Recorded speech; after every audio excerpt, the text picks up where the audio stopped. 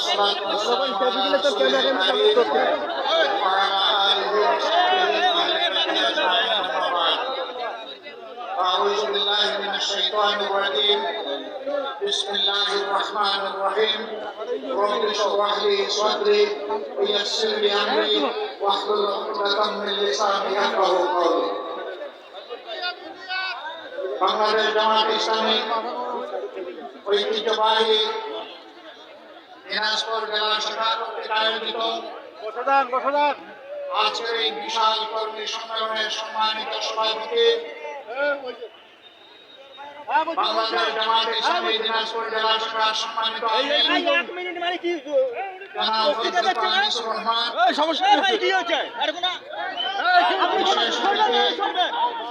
বাংলাদেশ জামাত ইসলামীর কেন্দ্রীয় নির্বাহী সহকারী সেক্রেটারি জেনারেল জনাব মৌলানা আবুল হাসানাত মোহাম্মদ আব্দুল হালিম, অন্যান্য বিশেষ অতিথি এবং অতিথিবৃন্দ, বন্ধু সংগঠনের সম্মানিত নেতৃবৃন্দ, বিভিন্ন ধর্মীয় নেতৃবৃন্দ এবং বিশিষ্ট ব্যক্তিবর্গ, কর্মী সম্মেলনে উপস্থিত সহকর্মীবৃন্দ, সাংবাদিক ভাই এবং বন্ধুরা, আমি আল্লাহ তাআলার শুকরিয়া আদায় করছি যে রব্বুল আলামিন ছাত্র জনতার নেতৃত্বে 24 জুলাই আগস্টে বাংলাদেশের জনগণকে শান্তি এবং মুক্তির স্বাদ উপহার দিয়েছেন। আলহামদুলিল্লাহ। আমাদের গর্বিত সন্তানেরা জীবন বাজি রেখেছিলেন, পুলিশ সামনে মুখ পেতে দিয়ে যে লড়াই করেছিল, সেই লড়াইয়ের ফসল আজকে নতুন বাংলাদেশ। বিনিময়ে নতুন বাংলাদেশ পেয়েছি। আমরা যেন এমন কোনো কথা না বলি, এমন কোনো আচরণ না করি যেই কথা এবং আচরণ আমাদের সন্তানদের মনে কষ্টের উদ্রেক করতে পারে। তাদের প্রতি ভালোবাসা উপহার দিন, তাদের সেন্টিমেন্ট এবং আকাঙ্ক্ষাকে উপলব্ধি করার সুযোগ গ্রহণ করুন এবং তাদের প্রতি সম্মান প্রদর্শন করুন। 2006 সালের 28 অক্টোবর থেকে শুরু করে 2024 সালের 5 আগস্ট পর্যন্ত একটি দলের এবং পরবর্তী পর্যায়ে স্বৈর শাসকের হাতে বাংলাদেশের যে সমস্ত মানুষ নিহত হয়েছেন, আমি তাদের প্রতি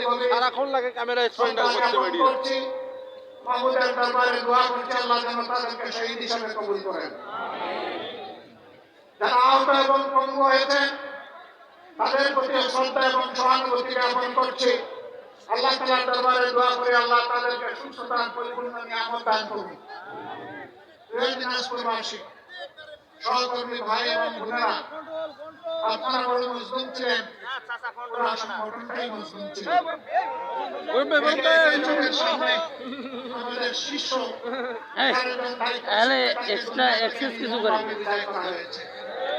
পাঁচজনকে ফাঁসির কাস্টে ঝুলানো হয়েছে, বাকিদেরকে মৃত্যুর দিকে ফেলে দেওয়া হয়েছে। শহীদ আমিরে জামাত মৌলানা মতিউর রহমান নিজামী থেকে শুরু করে সাবেক আমিরে জামাত এবং গোলাম আজম এবং কোরআনের ফাঁকে আল্লামা দিলওয়ার হোসেন সকলের প্রতি নির্মম আচরণ করা হয়েছে। তাদেরকে মিথ্যা অভিযোগে সাজানো আদালতে পাঠানো সাক্ষী দিয়ে দুনিয়া থেকে তাদেরকে বিদায় করা হয়েছে। তাদের অপরাধ ছিল তারা দেশকে ভালোবাসে, তাদের অপরাধ ছিল দেশের মানুষকে তারা ভালোবাসে, তাদের অপরাধ ছিল তারা একটি দুর্নীতিমুক্ত একটি সুষম বাংলাদেশ তারা দেখতে চেয়েছিলেন। তারা দেখতে চেয়েছিলেন একটি মানবিক কল্যাণ রাষ্ট্র। এটাই তাদের অপরাধ। যারা চুরি চামারি ডাকাতি করে, যারা খুন দর্শনের সঙ্গে সরাসরি জড়িত, যাদের কুৎসিত কাহিনী প্রতিদিন মিডিয়া এবং পত্রিকার পাতা ভরে যেত, তারাই এই সমস্ত ভালো মানুষগুলোকে সহ্য করতে পারে নাই। তারা চেয়েছিল তাদের মতো সারা বাংলাদেশের মানুষ খারাপ হয়ে যায়। রাজনৈতিক দলগুলা জনগণের সাথে তাদের মতো প্রতারণা করো, ধোঁকাবাজি করো, মানুষের জীবন নির্যাতন সম্পর্কে টানাটানি করো। বাংলাদেশ জামাত ইসলামী আল্লাহকে ভয় করে বলেই এই সমস্ত কুকর্মের সাথে জড়িত ছিল না।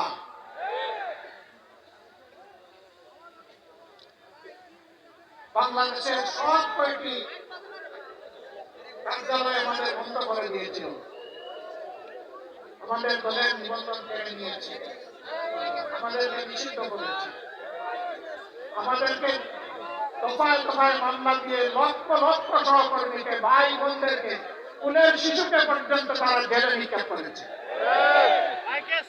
90 বছরের বৃদ্ধ বৃদ্ধাকেও তারা রেহাই দেয়নি। শুধু বাংলাদেশ জামাতে ইসলামী না, এই দেশের দেশপ্রেমিক সকল সংগঠনকে প্রতিপক্ষ এবং দুশ্মন সাব্যস্ত করে সকলের প্রতি একই আচরণ করেছে। আলিম উলামাকে কষ্ট দিয়েছে, খুন করেছে, হাফিজদেরকে খুন করেছে, এতিমদেরকে খুন করেছে। তারপরে উপহাস করে বলেছে শাপলা চত্বরে মানুষ মারা যায়নি, রক্ত সেখানে ধরেনি, হেফাজতের নেতারা সেখানে লাল রং ছিটিয়ে দিয়েছিল। আউযুবিল্লাহ। কত নিম্নমানের রুচি হলে মানুষ খুন করার পর এইরকম কুরুচিপূর্ণ কথা শাসক গোষ্ঠীর পক্ষ থেকে বলতে পারে।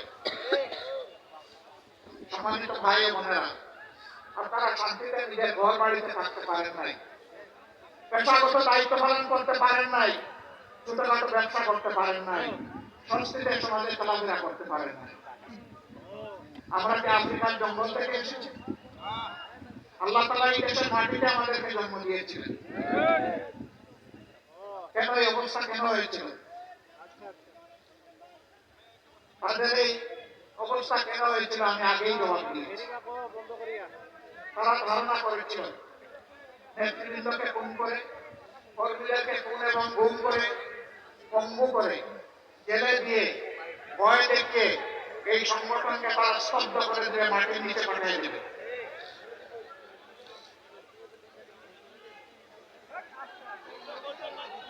ভাইকে বলে সমস্যা হচ্ছে, একটু খেয়াল করুন।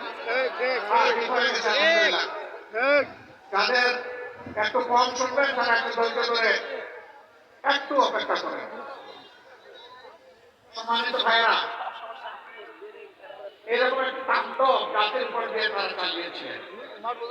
তারা বলতেন গণতন্ত্রের দরকার নাই, উন্নয়ন হলেই চলবে।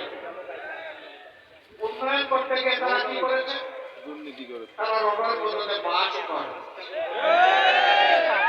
সিমেন্টের সাথে ছাই মিশিয়ে দিয়েছে। বাংলাদেশ থেকে লক্ষ কোটি টাকা, 26 লক্ষ কোটি টাকা চুরি করে বিদেশে পাচার করেছে। অন্যায় যখনই করেছেন, অন্যায়ের প্রতিবাদ আমরা তখনই করেছি। আমাদেরকে একটা মিটিং মিছিল করার সুযোগ দেওয়া হয়নি, কিন্তু তাই বলে আমরা বসে থাকি। যখনই দেশ এবং জনগণের বিপক্ষে সরকার অবস্থান নিয়েছে, আমাদের সর্বোচ্চ সামর্থ্য অনুযায়ী আমরা রাস্তায় নেমে পড়েছি।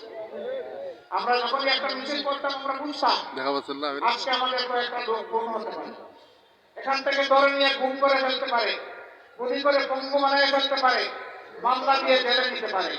তারপরেও শুধু আল্লাহকে পরোয়া করি, এইগুলাকে আমরা পরোয়া করি নাই। আমরা বাংলাদেশের মানুষের সাথে ছিলাম।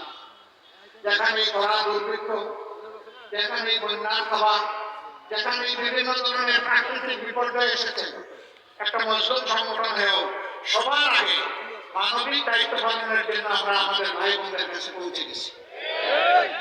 আমরা চেষ্টা করেছি পুরা 15.5 বছর ধরে আমরা এইভাবেই তিলে তিলে চেষ্টা করেছি। ওরা ওগুলোও সহ্য করতে পারে নাই, বিভিন্ন জায়গায় আমাদেরকে হুমকি ধমকি দিয়েছে। অন্যায় দেশ বাড়ছে, নিজেরা কিছু করে না, মানুষ জনগণের কাছে যাবে একটু সহানুভূতি ভালোবাসা নিয়ে, সেইটাও সহ্য করে না।